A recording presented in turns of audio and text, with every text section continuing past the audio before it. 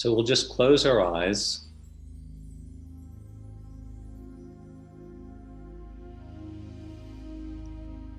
And we're talking about distinguishing between our fears and our intuition, which oftentimes cannot be an easy thing. So many thoughts and past histories, and so many voices, friends, parents, coworkers, bosses, politicians, television, books we read, gurus, an untold number of sparks flying in our nervous system, flying in our synapses, causing an extraordinary amount of electricity to be generated in our brain with any thought. Never mind a thought where there's some question of which way do we go, left or right? Is this good or bad? Should I take it or should I leave it? And then we have circumstances where sometimes there's not even a good decision. There's only choosing between what appears to be bad and worse. And I take that line from the show we were seeing earlier, the Kennedys. It was something John Kennedy said, talking about the difficulty of being president, that most decisions are of that nature.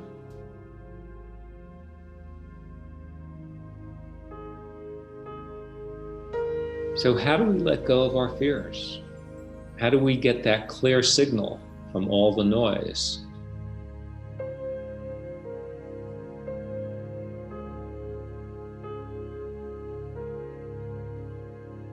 And just as suddenly now we close our eyes and we've blocked out approximately 26 million bits of information coming in at us at any 1 second. And even though we still have thoughts, we can become aware of the silence when we close our eyes.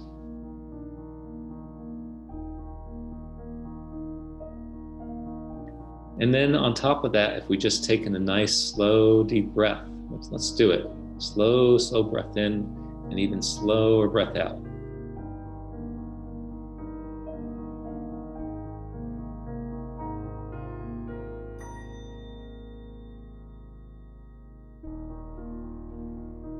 And just continue to do that as I talk.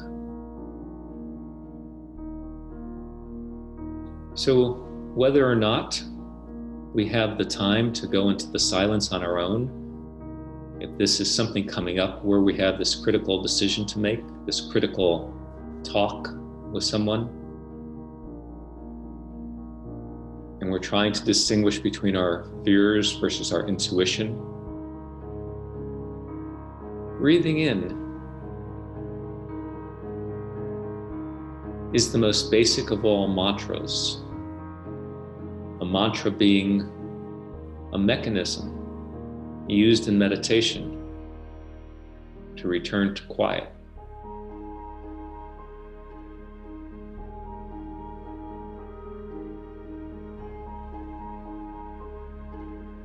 And the pure physiology of breathing in oxygen engenders what's known as a parasympathetic response in our nervous system. Parasympathetic being the calm functioning of our nervous system, versus the sympathetic, which has nothing to do with the word sympathetic that we normally think of. The sympathetic nervous system is more the fight or flight. It's the stress, it's the hyper, it's the adrenaline, the norepinephrine response. And so breathing in engenders the parasympathetic, the calm response where digestion occurs. Digestion stops, or at least slows down tremendously when we get stressed. When we breathe in, close our eyes, our pulse slows. The electrical resistance of our skin increases, meaning that there's less sweat, so there's more resistance for an electrical current to be passed from one point to another. Everything slows down, and our thoughts slow down. And just like the image we showed earlier that had probably 200-300 ice cream cones on it, and I ask you to see if you can see the one lollipop in that image. It's a lot easier to see the one lollipop when there's only 2 or 3 ice cream cones, or 10 or 20 or 30, as opposed to 200 or 300.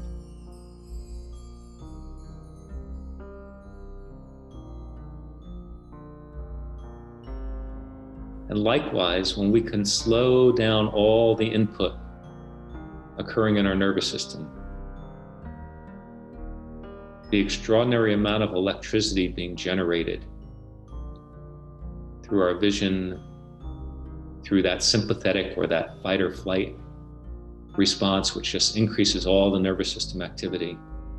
And we can slow that down. And like being able to see that lollipop when there's less ice cream cones on the page, very similarly, we can suddenly detect the signal amidst all the noise of everything else that's going on.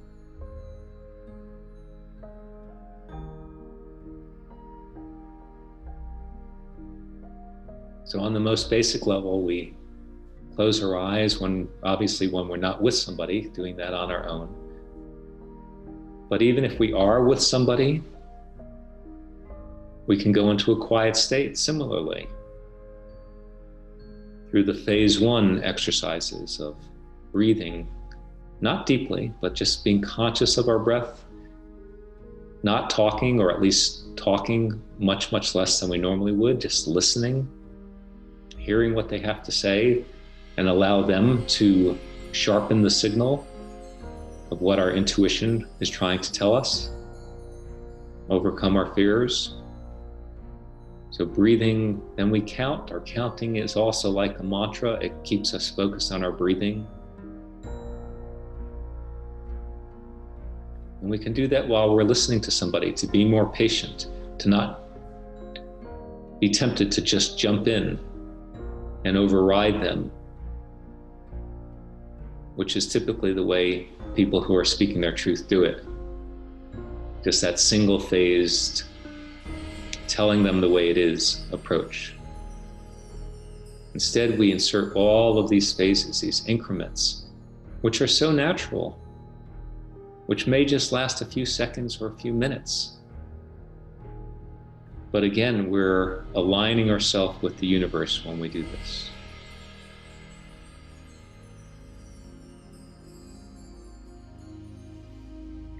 And then, in a situation particularly involving a relationship, we might imagine we know what the other person is thinking, where they're coming from. We might have some clue the better we know them. But we also might be more misguided, misled by thinking we do know them, by assuming, by not being able to put ourselves in their shoes, which we never can do 100% because we're not them.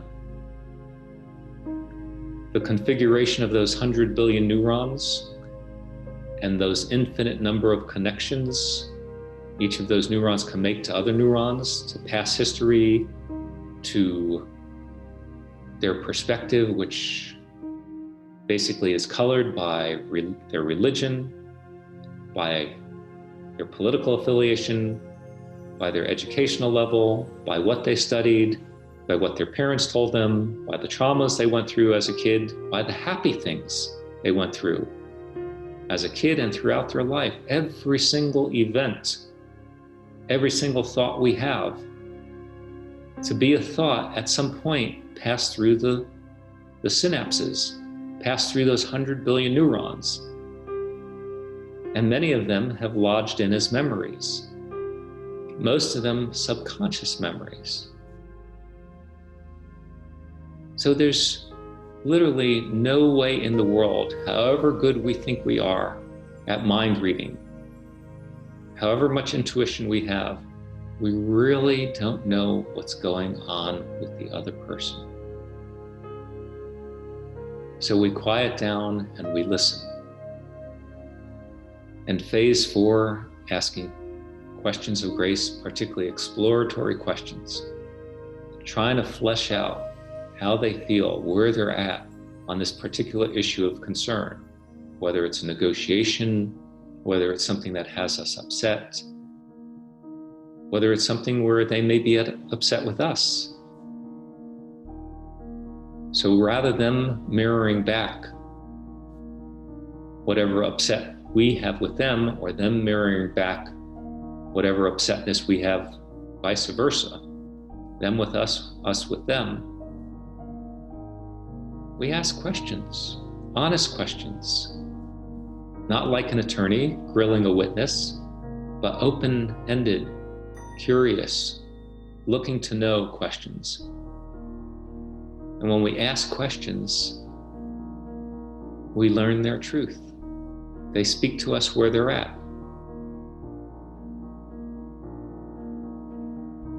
And in a high percentage, probably more than 99.9% of the situations, when we ask questions, even if we can't come to agreement with them, we could rest easier and they could rest easier because they know we've heard them. And we know that they're coming from, in almost all circumstances, a perspective that is true for them and rational for them, given their whole past history. But in the far majority of times, at 99.9% of the time, if we're patient, willing to take our time, willing to compromise when need be, we can return back to harmony and to unity and to oneness. Oneness not in that we are them and they are us while we're in these physical bodies. We are individual beings. Just as a flute is different from a guitar, is different from a piano, is different from a trombone. But each can play together when they're in a symphony, when they agree upon the underlying music that we're always after in the 5 phases of speaking your truth, is the restoration of that harmony, even if it's not necessarily agreement. Republicans and Democrats in our country right now are not going to be in agreement over many issues. But with respect, hearing each other out, understanding that for them it's a viable viewpoint, then we can find common ground.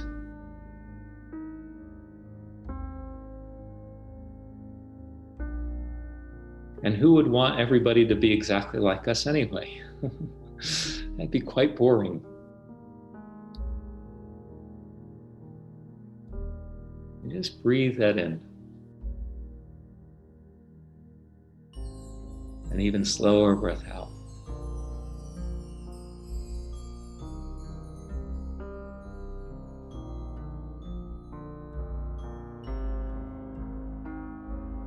Just do that a few more times.